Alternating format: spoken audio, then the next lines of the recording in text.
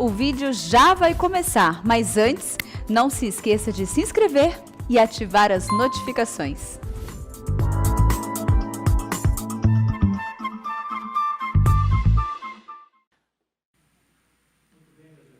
Vamos dar início à escola bíblica desta manhã, do dia 11 de julho de 2021.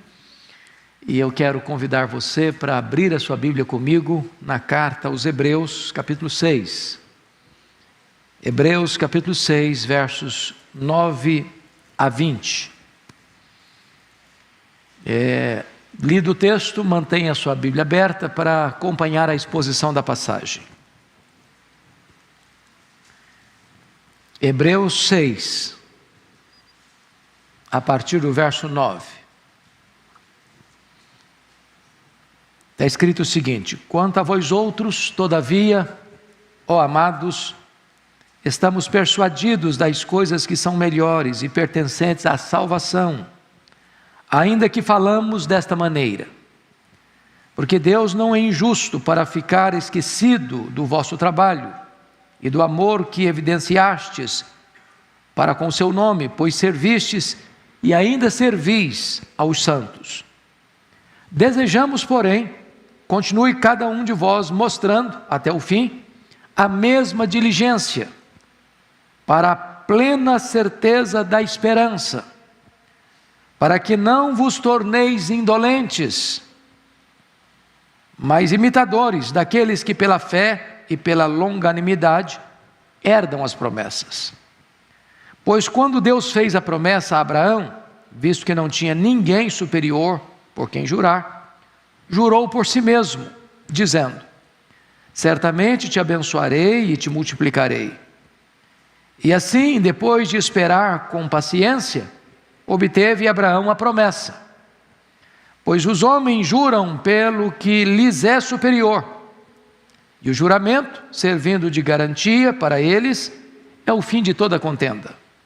Por isso, Deus, quando quis mostrar mais firmemente aos herdeiros da promessa a imutabilidade do seu propósito, se interpôs com juramento, para que, mediante duas coisas imutáveis, nas quais é impossível que Deus minta, forte alento tenhamos nós, que já corremos para o refúgio, a fim de lançar mão da esperança proposta, a qual temos por âncora da alma, segura e firme, e que penetra além do véu, onde Jesus, como precursor, entrou por nós, tendo se tornado sumo sacerdote para sempre, segundo a ordem de Melquisedeque.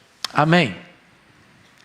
Então eu quero conversar com vocês nesta manhã sobre uma segurança inabalável.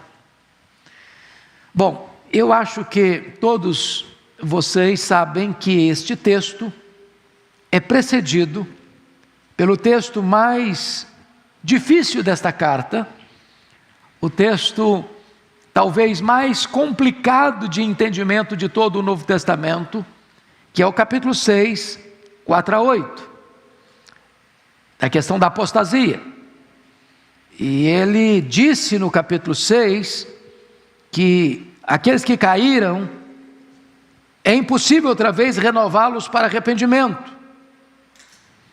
E a pergunta é sobre quem o autor está falando, que caíram e não podem ser recuperados.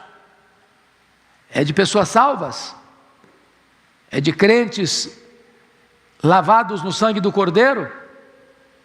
É de gente que estava com o nome no livro da vida, selado com o Espírito Santo, justificados pela fé, convertidos a Cristo?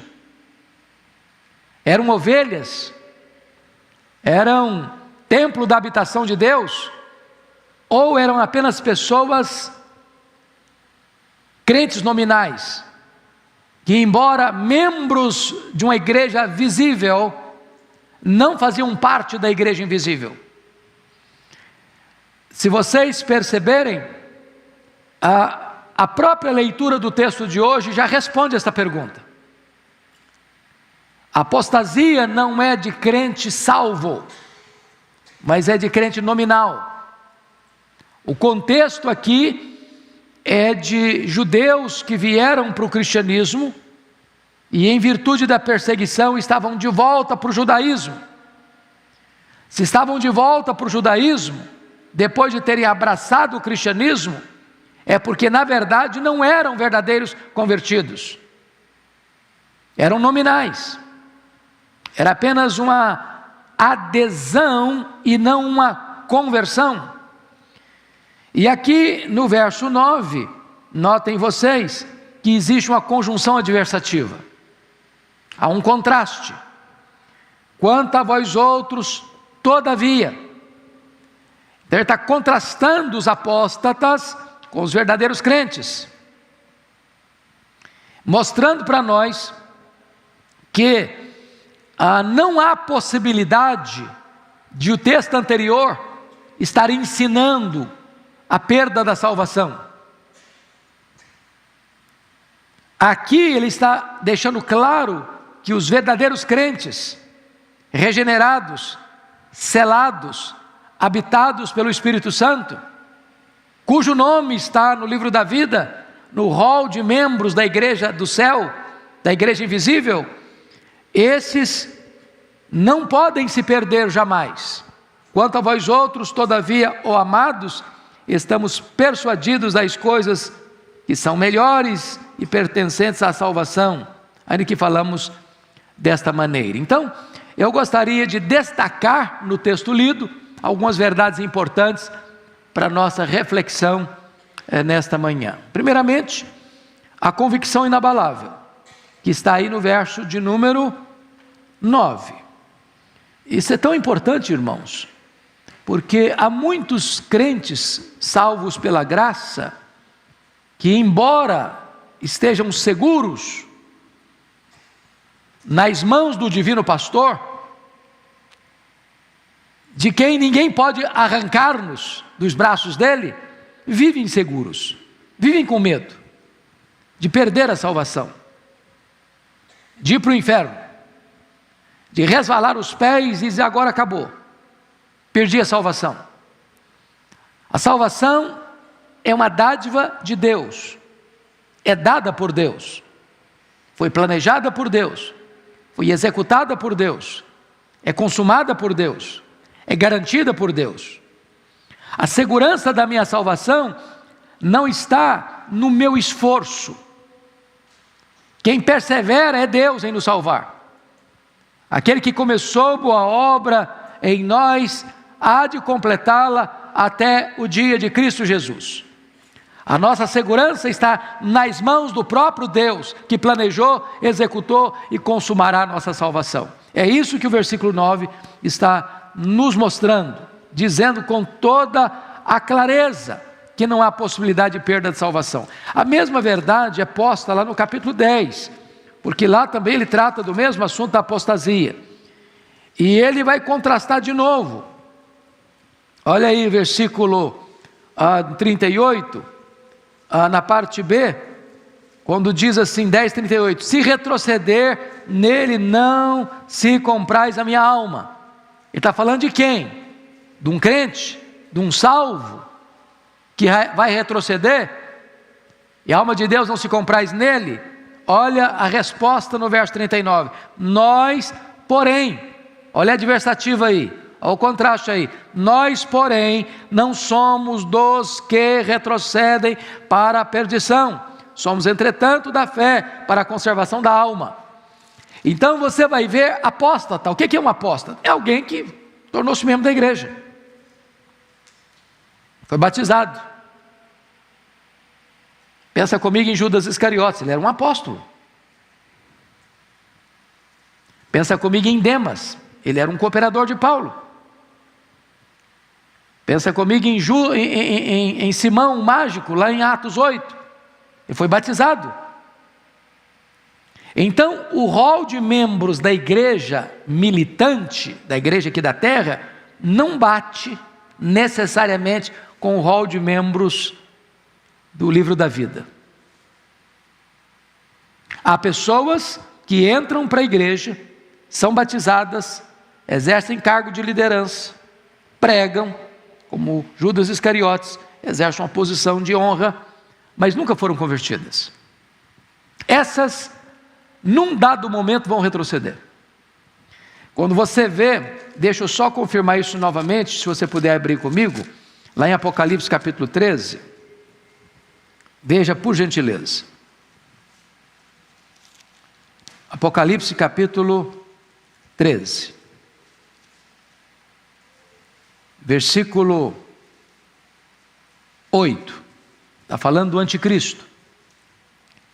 E adorá-la-ão, a besta, que surge do mar, o anticristo, e adorá-la-ão todos os que habitam sobre a terra. Preste atenção na expressão todos. Todos os que se habitam sobre a terra. Aqueles cujos nomes não foram escritos no livro da vida do Cordeiro. Ou seja, só existe um grupo, um segmento, que não vai adorar o anticristo quando ele surgir. Quem são esses?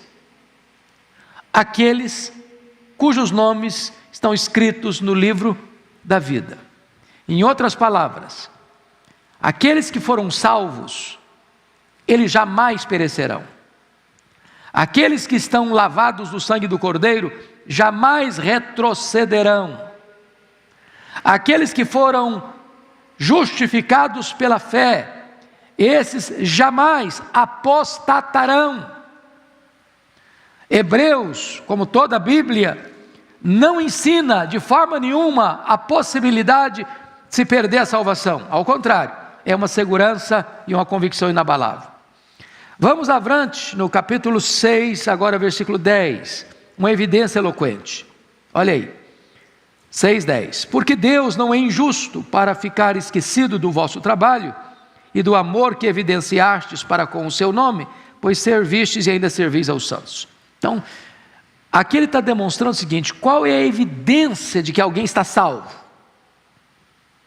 Como é que você pode identificar uma pessoa salva?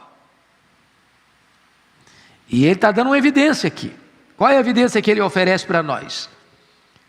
Primeiro, o trabalho. Depois o amor. Primeiro o amor, depois o trabalho. Ou seja, quando você ama, você é nascido de Deus. Quem não ama nunca conheceu a Deus. Quem não ama está nas trevas. Quando você ama, qual é a evidência desse amor? Não é palavra, não filhinhos, não ameis apenas de palavras, mas de fato e de verdade. Quando você ama, você trabalha, você serve. Isso é amor, não é discurso, é ação. Por exemplo, a Igreja Presbiteriana de Pinheiros, nessa pandemia, tem pregado o Evangelho, tem falado do amor. Mas se eu falasse apenas de amor aqui, de forma teórica, lá na ponta as pessoas estão passando necessidade, poderiam não entender o meu discurso. Quando a igreja se propõe a levantar, e hoje já são mais de 60 mil cestas básicas, para distribuir para o Brasil e para o mundo, para outros lugares, isso é serviço, isso é ação.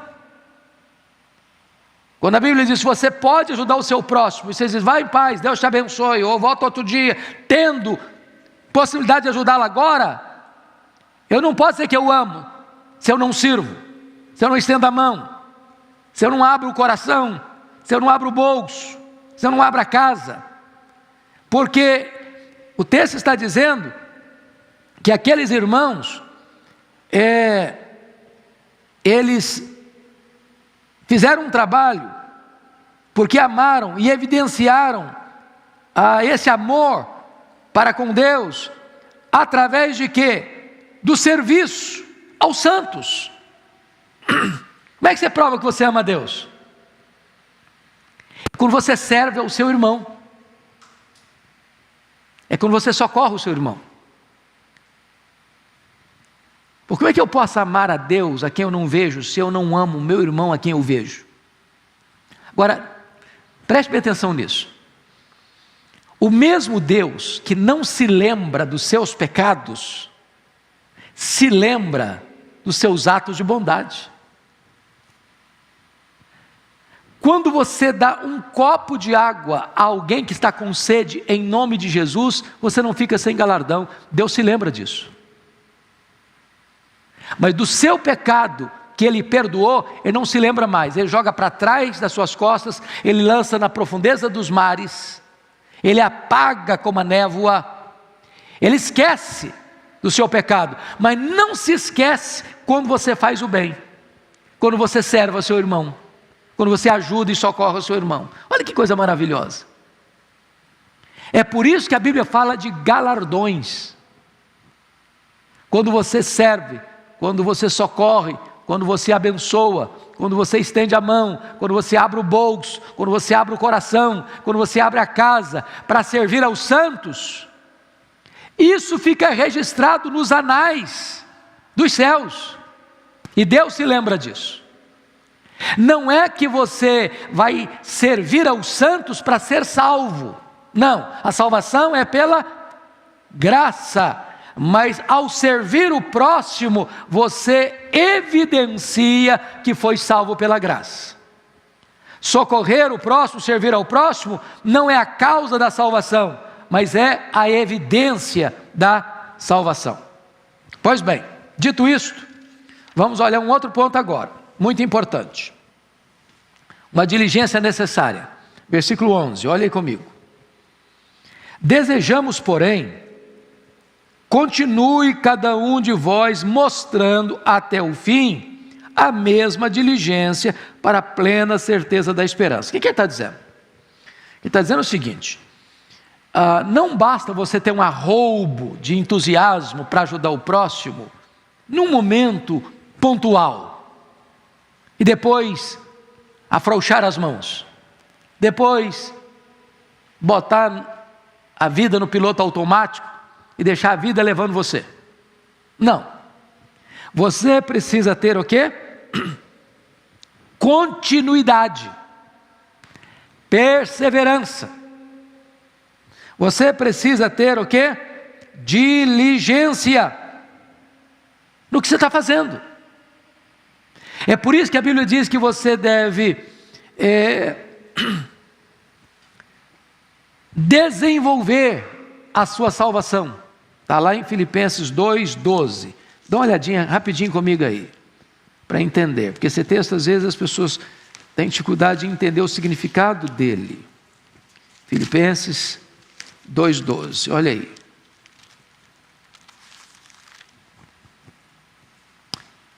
Assim, pois, amados meus, como sempre obedecestes, não só na minha presença, porém muito mais agora na minha ausência, desenvolvei a vossa salvação com temor e tremor. Tem gente que acha que Paulo está ensinando aqui que você vai construindo a sua salvação, que você vai montando a sua salvação, que você que vai construindo a sua salvação. Não é isso que ele está dizendo, não. Não é isso que ele está dizendo, não. Ele está dizendo que a salvação que você recebeu precisa ser cultivada. O que ele está dizendo é que, vamos ilustrar isso, é como se você tivesse recebido um terreno por herança. Você não comprou o terreno, você recebeu por herança. A salvação é uma dádiva de Deus. Agora você pode pegar esse terreno que você recebeu e cultivá-lo, plantar nele, colher dele, para que ele produza, para que ele frutifique, para que ele traga renda. Então o que o texto está querendo dizer é o seguinte: você recebeu a salvação é de graça, mas agora você pode pegar essa lavoura, esse terreno e cultivá-lo, desenvolvê-lo. Você pode, já que foi salvo pela graça, agora ser generoso, ser diligente nas boas obras, socorrer, servir.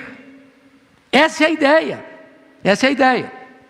Deixa eu pegar um outro texto para vocês entenderem o que está aqui. Olha em Gálatas 6:9, por favor. Gálatas 6:9. Aqui tem um texto interessantíssimo. 6:9. Está escrito assim: e não nos cansemos de fazer o bem, porque a seu tempo ceifaremos, se não desfalecermos. fazer o bem às vezes cansa, sabia? Tem gente cansada na obra e cansada da obra. Porque nem sempre ao fazer o bem você recebe o retorno de quem recebeu o bem. Tem gente que você faz o bem para ele e ele vira as costas para você ainda. Você faz o bem para ele e ele não agradece o bem que você fez. E de repente você pode ficar frustrado e cansado. E Paulo exorta: não nos cansemos de fazer o bem. Não nos cansemos de fazer o bem. Por que não? Porque a seu tempo ceifaremos, se não desfalecermos. O que ele está querendo dizer com isso? Ele está querendo dizer com isso que ainda que você não receba o devido reconhecimento de quem recebeu o bem que você fez, de Deus você vai receber recompensa. No devido tempo você vai ceifar, você vai colher. Porque Deus não é injusto para ficar esquecido do serviço que você presta aos santos. Olha que coisa maravilhosa. Quer ver outro exemplo bíblico? Lá em Mateus 24:13, nós somos informados, porque está falando de diligência nesse versículo, né? De diligência. Então, lá em Mateus 24:13, a ordem do Senhor Jesus é esta: aquele, porém, que perseverar até o fim será salvo. Vamos entender de novo esse texto. Vamos entender de novo esse texto, porque será que Jesus está querendo dizer que você só pode ter certeza da sua salvação na horinha que você estiver partindo? Na horinha que você estiver morrendo? É isso que ele está dizendo? Não, não é isso. Não é isso. No momento em que você crê no Senhor Jesus, você já tem a certeza, a garantia. Quem crer em mim, João 6,47, tem a vida eterna. Quem disse isso? Jesus. Você acha que Jesus mentiria para você? Jamais. Então o que ele está dizendo? Se você crê, você tem o quê? A vida eterna. Quem é que tem a vida eterna? Quem crê. O verbo não está no futuro, terá. Está no presente indicativo. Quem crê, tem. Eu tenho essa Bíblia, eu não terei, eu tenho essa Bíblia. Está entendendo? Agora, qual é a evidência que eu tenho a vida eterna? Agora, já. É eu que persevero até o fim. Porque se eu não persevero até o fim, eu nunca tive. Eu nunca tive. Está claríssimo, irmãos, para vocês? Ok, então vamos prosseguir. Volta lá para Hebreus. Versículo 12 agora, 6:12. Vamos entender outra coisa importante aí. Hebreus 6:12. Veja comigo. Para que não vos torneis indolentes, mas imitadores daqueles que pela fé e pela longanimidade herdam as promessas. Veja bem que o autor aos Hebreus está tratando de diligência, e ele não quer que você seja indolente, corpo mole, entendeu? Relaxado, omisso, braço cruzado, que não põe em prática o que você conhece. Então, o que ele está dizendo aí? Você deve fazer o quê? Imitar. Imitar. Imitar quem? Imitar gente que anda com Deus. Você deve imitar aqueles que pela fé e pela longanimidade herdam as promessas. Em outras palavras, mirem bons exemplos. Siga gente que anda com Deus. Observe aqueles que caminham com Deus. Para você não ser indolente. Agora eu chamo a sua atenção para um ponto muito curioso no texto. Porque no verso 10, preste atenção nisso. Ele tratou do amor.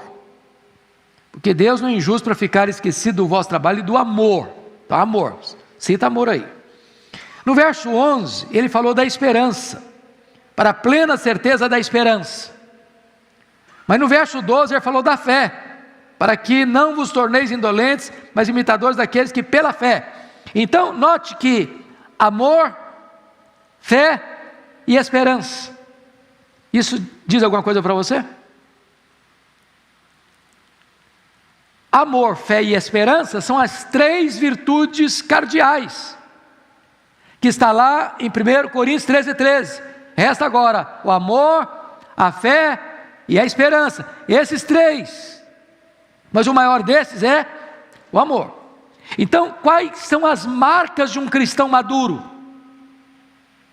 Se você ler as cartas de Paulo, você vai ver que ele sempre coloca essas 3 coisas juntas. Ele está dando graças pelo amor, está dando graças pela fé, está dando graças pela esperança. É isso que é um crente. Um crente ama. Um crente tem fé. Um crente tem esperança. Esse é o apanágio. Essa é a marca. Esse é a nossa identidade como cristãos. Pois bem, dito isto, agora nós vamos considerar juntos os versos 13 a 17, porque no 13 a 17, o autor vai mostrar para nós uma promessa segura. Pois quando Deus fez a promessa a Abraão, visto que não tinha ninguém superior por quem jurar, jurou por si mesmo.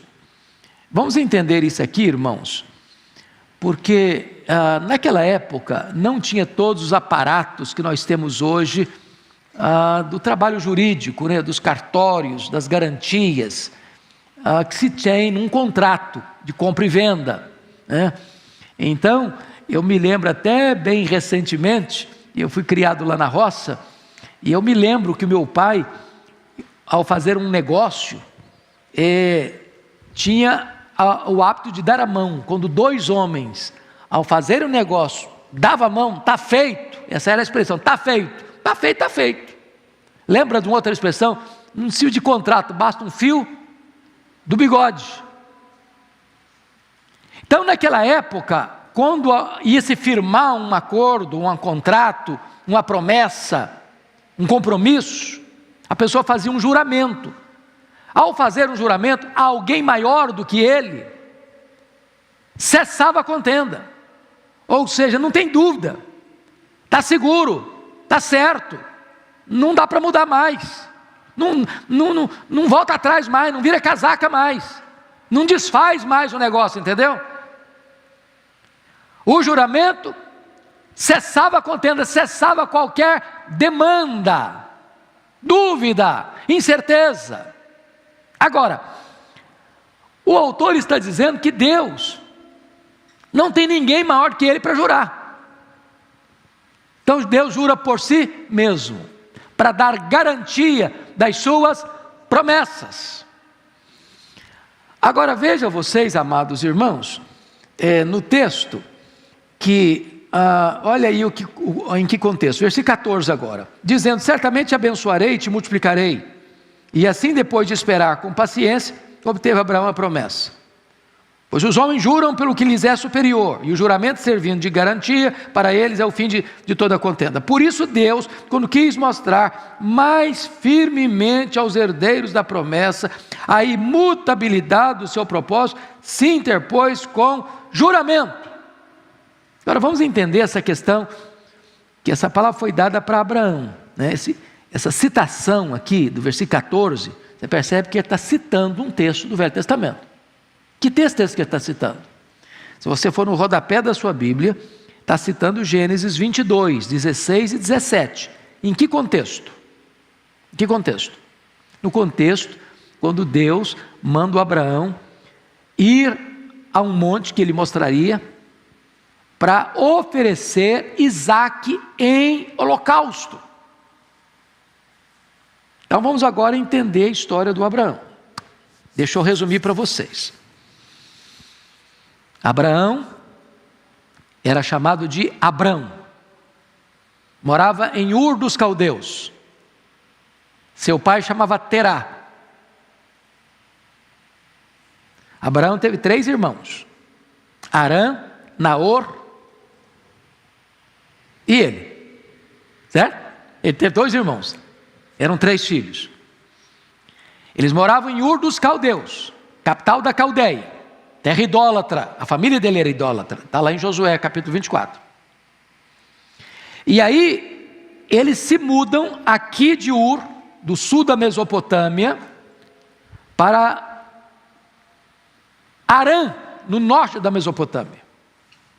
Naquela época, as famílias tinham casamentos consanguíneos. A Sara era meia ou meio, agora eu fiquei na dúvida no português, quem é melhor de português me ajuda, se é meio ou meia irmã. Quem é bom de português me ajuda. Meio. Meia. Vocês ficaram em dúvida agora, tem tanta opinião que eu não sei qual que é o certo. É meia irmã? Meia. Ok, então é meia, ficou certo agora. A Sara era meia irmã do Abraão. O pai da Sara era o Terá, com outra mulher. Então, Abraão se casa com a meia irmã, Sara. Pois bem, aí, ele tem 75 anos quando Deus diz para ele: sai da tua terra, no meio da tua parentela, e vai para um lugar que eu te mostrarei. Te abençoarei, e através de ti abençoarei as famílias da terra, as nações do mundo. E Deus prometeu outras vezes que a descendência dele seria como as estrelas do céu, e outra feita diz que a descendência dele seria como as areias da praia do mar. É claro que é um termo hiperbólico, né? Porque você sabe que há mais estrelas no firmamento que todos os grãos de areia de todas as praias e desertos do nosso planeta. É uma figura de linguagem. Pois bem, ele sai aos 75 anos. Com 86 anos, aliás, 85 anos, a Sara, que era estéril, achando que não ia ter mais jeito de ser mãe mesmo, porque já tinha cessado as regras, inclusive, diz para o Abraão o seguinte: olha, Abraão, não vai ter jeito não, então faz o seguinte, pega a minha serva, que era Agar, que veio lá do Egito, quando ele passou por lá, coabita com ela, e eu vou ser mãe por meio de Agar. O Abraão, em vez de confrontar a sua mulher, diz: não, minha filha, Deus me prometeu, Deus vai cumprir, vamos dar mãozinha para Deus, eu não preciso de mãozinha nossa não. Ele acabou cedendo ao desejo da sua mulher e coabitando com a serva egípcia. Nasce Ismael, né? Barriga de aluguel. Aí o que acontece? Quando Abraão tem 99 anos, quando Isaac nasceu, quando Ismael nasceu, eu tinha 86, me ajuda na matemática aí, quantos anos tem o Ismael agora? 13 anos, certo? 13 anos. Deus aparece para ele de novo. Abraão, vou mudar seu nome. Você não vai ser chamado de Abraão mais não. Você vai ser chamado de Abraão. Abraão é grande pai, mas Abraão é pai de grandes nações, de multidões. E aí, Deus aparece e diz o seguinte para ele: olha, a sua descendência vai ser por intermédio de Isaac. A Sara vai conceber. Ele riu, a Sara riu, um riso de incredulidade. E então, quando Abraão tem 100 anos e Sara 90 anos, nasce o filho da promessa, o Isaac. Quantos anos tem o Ismael nesse tempo? 14 anos. 14 anos. Diz a Bíblia que quando o Isaac foi desmamado, e na cultura da época se desmamava no 3º ano, quantos anos tem o Ismael então? 17 anos. Na festa do desmame do Isaac, a Sara flagra o Ismael caçoando, zombando, escarnecendo do Isaac. O que está por trás? O que está por trás é que ele e a mãe dele sabiam que Abraão era um homem muito rico, e Ismael seria o único herdeiro dessa riqueza toda. E mais, Ele seria o protagonista de todas as promessas feitas por Deus a Abraão. Quando parece que está tudo certo, não tinha chance de mudar esse cenário, a Sara fica grávida. Um balde d'água fria no Ismael, um balde d'água fria na Agar. E agora, um rapaz de 17 anos zombando de um menino de 3. A Sara manda o Abraão despedir a escrava e o filho dela. E agora, o Isaac já grande, possivelmente aí para os seus 13, 14 anos, pelo menos com capacidade de levar nas costas um feixe de lenha. Deus chega para Abraão e diz: Abraão, eis-me aqui, Senhor, vai a um monte que eu te mostrarei, e oferece ali o teu filho Isaque, o teu único filho, a quem amas, em holocausto. Bom, esse texto parece uma loucura, porque Abraão saiu com 75 anos, esperou 25 anos o cumprimento da promessa, agora o menino já tem 13 para 14 anos, o Abraão já está com 113, 114 anos, e Deus pede para ele sacrificar o filho que prometeu, o herdeiro da promessa. Parece que Deus está contra Deus, que a razão está contra a fé. E nesse momento, irmãos, o Abraão, diz a Bíblia, que não pergunta, não questiona, não duvida, não adia, não protela, levanta de noite. A Bíblia não diz, mas eu acho que ele não falou com a Sara. Se falasse, eu acho que quem ia ser sacrificado era o Abraão. Levanta cedo, racha lenha, pega 2 servos, pega o cutelo, pega fogo, bota a lenha nos animais, parte para a viagem. Ninguém sabe de nada, só o coração dele. Eu fico imaginando o Isaac pulando de alegria, fazendo uma viagem com o pai. 3 dias, que legal. E eu fico imaginando as emoções do Abraão. E diz a Bíblia que no 3º dia, eles avistam um monte. Aliás, Abraão avistou um monte que Deus havia indicado. E Abraão disse para os 2 rapazes, 2 servos: fique aqui, fique aqui, fique aqui com o animal. Eu e o menino iremos lá. Tendo nós adorado, voltaremos. E Hebreus 11 explica isso dizendo que Abraão acreditava que Deus era poderoso para quê? Para poupar o menino? Não. Deus era poderoso para quê? Para ressuscitar o menino. Sabe o que significa isso? Na mente de Abraão, de fato, ele iria sacrificar o seu filho.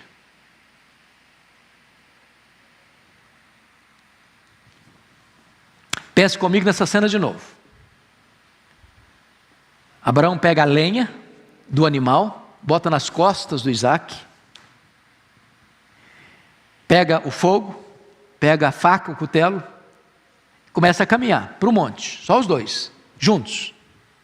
Quando lá pelas tantas, o Isaque pergunta para o pai assim: papai, aqui está o fogo, aqui está o cutelo, a lenha está nas costas dele mesmo, mas cadê o cordeiro para o sacrifício?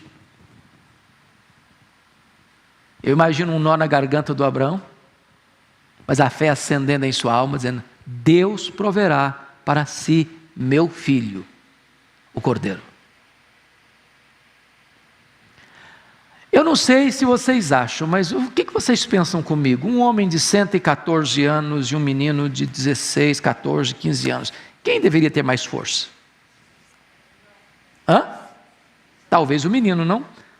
Porque Abraão não pegou o feixe de lenha nas costas. Quem pegou o feixe de lenha nas costas foi o menino, o rapaz. A Bíblia não relata isso. Mas sabe qual a visão que eu tenho desse texto? Que é o texto mais eloquente sobre a cruz, sacrifício de Cristo. É que nesse momento, Abraão deve ter contado para Isaac, meu filho, contou a história para ele. Porque não faz sentido você entender que Abraão pegou o rapaz, amarrou o rapaz. Pensa comigo um menino que carrega um feixe de lenha, se vai deixar o pai dele amarrá-lo em cima de um monte de pedra, um fecho de lenha, ele ia sair correndo, ia denunciar o pai na próxima delegacia. Para entender a figura, e eu penso que nesse momento, porque o pai e o filho, o pai entregou o seu filho por amor, e o filho voluntariamente foi para a cruz.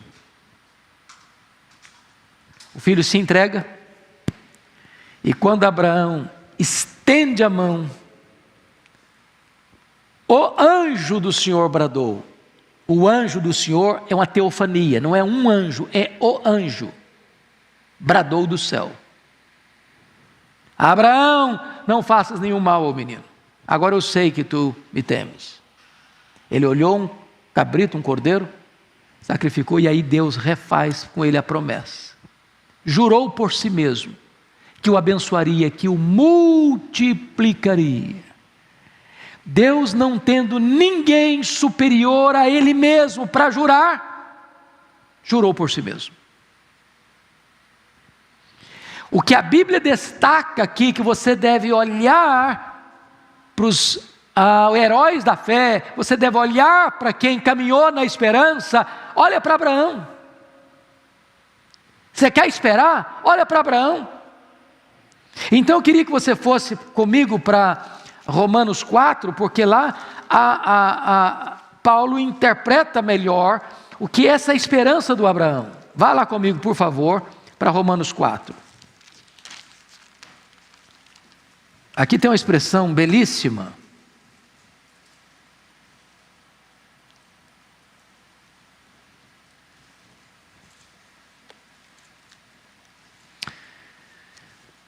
Veja comigo a partir do verso 17, como está escrito.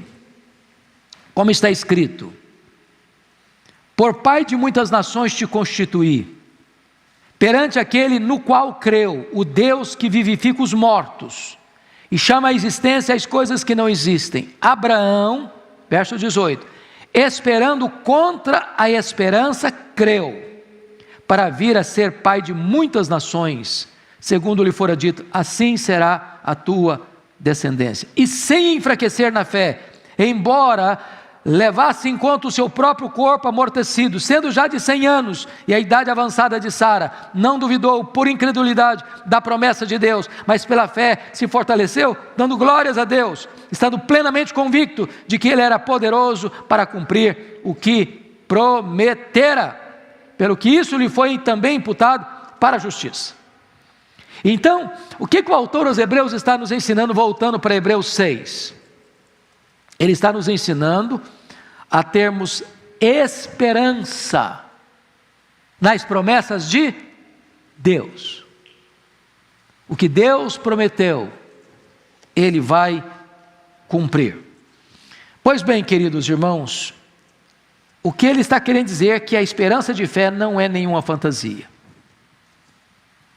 A esperança de fé está ancorada na promessa de Deus, é no juramento de Deus. Agora, vamos para o versículo, por favor, olhe comigo, versículo 17, 6,17 de Hebreus. Por isso, Deus, quando quis mostrar mais firmemente aos herdeiros da promessa a imutabilidade do seu propósito, se interpôs com juramento, para que, mediante duas coisas imutáveis, nas quais é impossível que Deus minta, forte alento tenhamos nós que já corremos para o refúgio, a fim de lançar mão da esperança proposta. Então deixa eu fazer uma pergunta para vocês. Quais são essas duas coisas imutáveis aí? Quais são essas duas coisas imutáveis? Para nos dar garantia da salvação. Quais são? As duas coisas imutáveis que ele está dizendo aqui, primeiro, é a promessa de Deus. Deus prometeu, Ele é fiel para cumprir. Segunda coisa imutável, que não pode mudar. Primeira é a promessa, segunda é o juramento. É o juramento. Deus não só deu a promessa, Deus selou essa promessa com um juramento. Deus pega a própria cultura do povo, uma linguagem que o povo entendia. Quando alguém ia fazer um contrato, firmar um negócio, firmar um acordo, um compromisso, um pacto, se fazia juramento. Ao fazer juramento, a mão está dada, o fio do bigode está presente, compromisso está selado, não volta atrás. Então Deus deu a promessa, e a promessa já é imutável, mas Deus quer fortalecer ainda mais, dar mais garantia. Em outras palavras, Deus é o avalista da sua própria promessa. Deus está botando a sua assinatura no contrato, fazendo um juramento, dizendo: o que eu prometi é imutável, não muda. A segurança da sua salvação é inabalável. Então, eu quero terminar olhando com vocês o verso 18b até o 20, porque aqui há 3 ilustrações eloquentes para nos falar da nossa segurança da salvação em Cristo Jesus. Primeiro, olha o versículo 18, a parte B. Forte alento tenhamos nós que já corremos para o refúgio, a fim de lançar mão da esperança proposta. Já corremos para o refúgio. Essa palavra diz alguma coisa para você que lê a Bíblia há muitos anos? Lembra das cidades refúgios?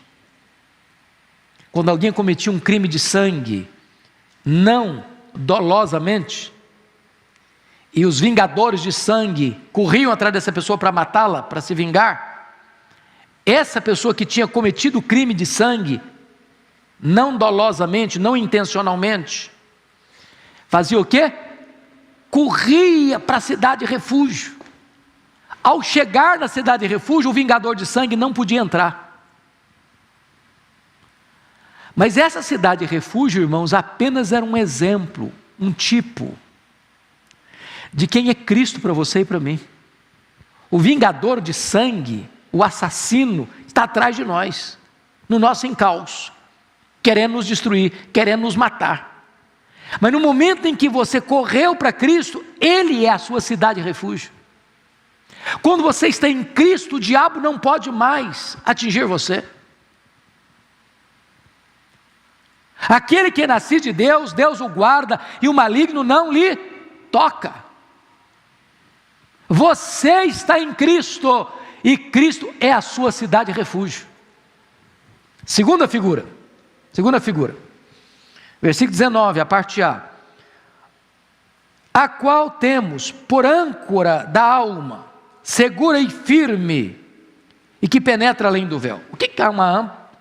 É uma linguagem náutica, né? Da navegação, certo? Então, é uma coisa de ferro, pesada, que se lança. Por ser pesada, ela vai até o fundo do mar. E via de regra, ela se engasta lá, se prende lá às rochas, mantendo o navio o quê? Seguro e firme. Agora notem vocês, na navegação, a âncora é lançada para baixo. Na nossa salvação, a âncora é lançada para cima. Você tem uma âncora segura e firme, firmada lá em cima. A promessa de Deus, o juramento de Deus, que você que está em Cristo, está seguro, está firme. Sua salvação está o quê? Garantida. Terceira figura e última, o precursor divino. Olha comigo aí o versículo 19b e o 20. Segura e firme, e que penetra além do véu, onde Jesus, como precursor, entrou por nós, tendo se tornado sumo sacerdote para sempre, segundo a ordem de Melquisedeque. Essa palavra precursor, irmãos, no grego, a palavra prodomos, significa o batedor, a guarda avançada de um exército. Você já viu quando tem uma autoridade entrando numa cidade ou passando por uma determinada rua ou bairro, que vão os carros batedores na frente? Essa palavra aqui. Essa palavra aqui. Jesus é a nossa guarda de elite, é o batedor que vai na frente desse exército que o segue. Ele vai abrindo o caminho. Ele vai abrindo o caminho e vai penetrando além do véu. E nós somos os seus seguidores. Ele nos dá direção, Ele nos dá proteção, Ele nos dá garantia. E o texto está dizendo que Ele penetra além do véu, como o nosso sumo sacerdote para sempre, da ordem de quem? Melquisedeque. O sacerdócio levítico fechou, encerrou, cumpriu seu ciclo, porque apontava para Cristo, o sacerdote para sempre, da ordem de Melquisedeque. Em outras palavras, sua salvação está segura, porque Jesus está lá em cima, como seu intercessor, como seu advogado, como seu sumo sacerdote. Oh, irmãos, que bênção é desfrutar desta segurança da salvação. Você e eu estamos nos braços daquele que governa o universo, que está sentado no trono, que intercede por nós, que voltará para nos buscar. A Ele toda a glória, honra e louvor. Amém. Deus abençoe a todos.